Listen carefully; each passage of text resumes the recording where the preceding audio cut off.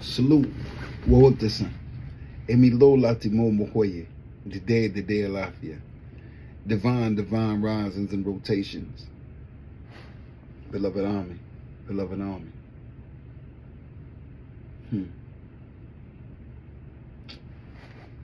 Ujamaa. Solidarity is everything.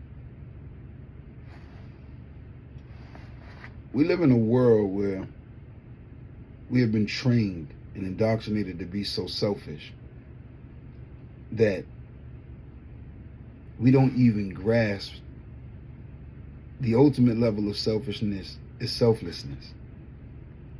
Because once you realize that we are all one and under one situation and going through the one thing, the same thing, just different characteristics and personality traits in his versions, you start to understand that in unity we have our power.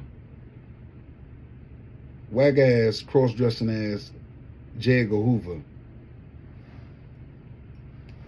he said in the 1960s, when he was putting together this plan to implement this program that had been in existence since Rome had been in existence, to counter the intelligence of everybody else.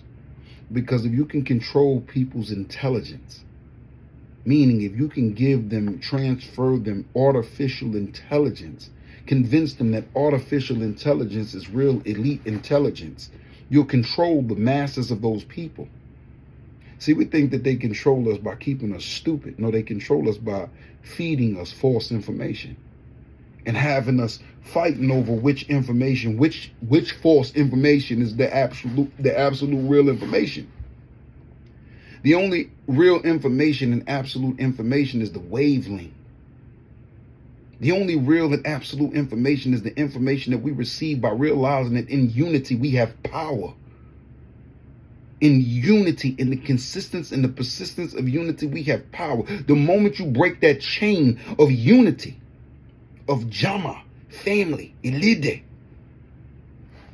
blood, the moment you break that chain of heritage, lineage, inheritance, is the very moment that every single individual begins to live in their own version of hell. And some of us have been deceived so much so that we have convinced ourselves that our versions of hell are a form of heaven.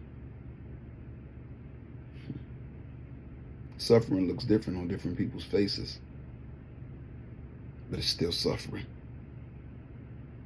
And a lot of this is what they would consider the crab in the bucket theory.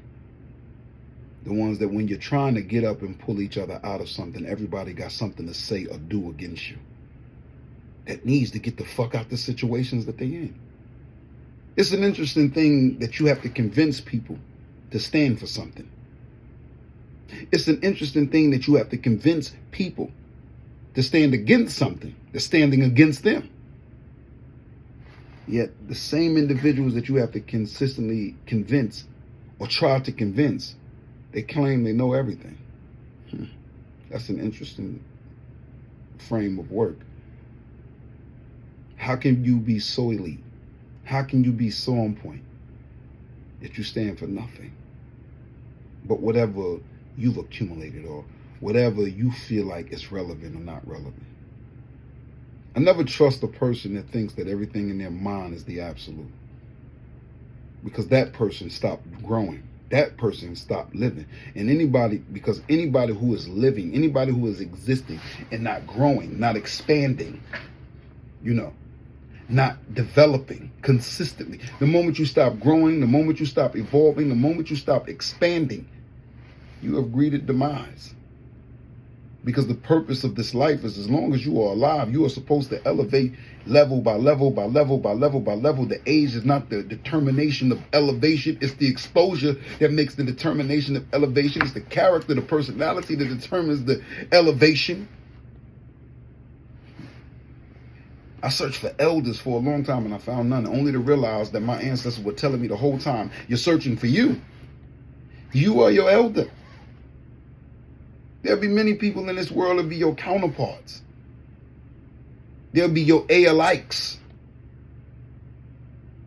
but you came here to be an elder. And so the moment that you took on who you truly were, you became the elder. And a lot of us, we take on consciousness pseudo. We take on centeredness pseudo. We take on awareness, awokenness, pseudo. We take on Afrocentricity, pseudo. We take on intelligence, pseudo. We take on wisdom, pseudo. We take on overstanding, pseudo. Or we have understanding, claiming it to be overstanding. So it's pseudo. Same thing that they did with pseudo-integration, sub-integration, or sub-integration. But you thought you were there because you went to the school? Did you know that most of those schools that they so-called allowed us to go into, they didn't allow us to really go into? They isolated us inside of those schools in classrooms. And guess who lost the most? We did. Because our educational rates were higher when we were educating ourselves. But in being selfish, we didn't acknowledge the reality that many of our own men and women lost their jobs when we so-called started to integrate. We lost the education or the information of our culture, the practices of our culture within the universities of these enlightenments. We lost our way of learning it and got forced into learning it in a manner that was suitable for somebody else. We lost our identity. And all these years later, we still keep perpetuating the identity of the lost identity. You got brothers and sisters, man, that listen, they will fight against you if you tell them we should own our own. We should stand for our own. And they'll tell you about a personal story where somebody didn't do good business. What good business are they doing when they're defaming a character of a nation of people? What good business is the other people doing when they're overcharging us? What good business is the other people doing when they got us working for dimes and pennies and dollars that you're going to pay right back to their system? See, and some will say, oh, my company, I'm not talking about a company, I'm talking about a government. You don't understand that? I'm talking about a government, a system. Not a piece, not a portion, not a servant within the system that you're working for. The system that established it the way that it established it to take taxes out of your shit twice, 3 times, 4 times. Make you pay for working. Make you pay for living. If we don't stand for something here today, right now, even if it's something so small as saying, listen, I'm going to focus one day on being only focused on my people.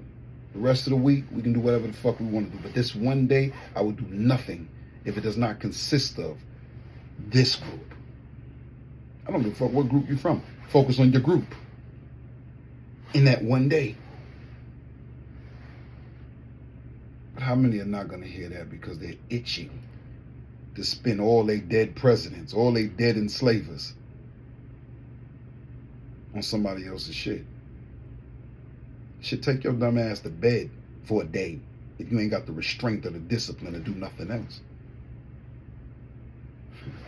Stay focused, stay positive, stay around focused and positive people. Never lose who you are once you know who you are. Never sacrifice who you are for nothing and nobody. Don't just wake up, get out of the bed and stay out of the bed and assist others in rising from that slumber. Alafia farano womo ni fe rela ni de wope aka sima kayeri on yon kupon aka kayeri en frama. Umuntu inga bantu lai ni waju korisegin. Fíjate no. Yasoto weto farako wajibu. Nakupenda usifiwe. Nakupenda usifiwe. Nakupenda usifiwe. Salute. Peace and motivation. Wholeness and motivation.